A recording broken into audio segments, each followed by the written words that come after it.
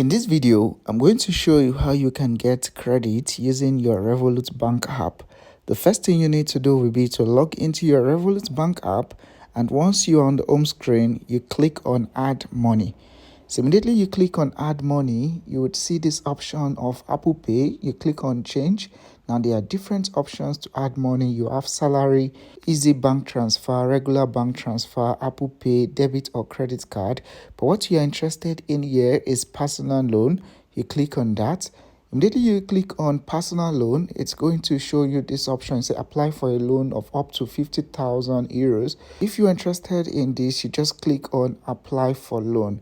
Now, immediately you do this, you will see different options, whether you can get from 2,000 euros up to 50,000 euros, and also the duration that you use to make payment. All right, so once you do that, you would see the monthly repayment and also the interest rates that you are going to pay.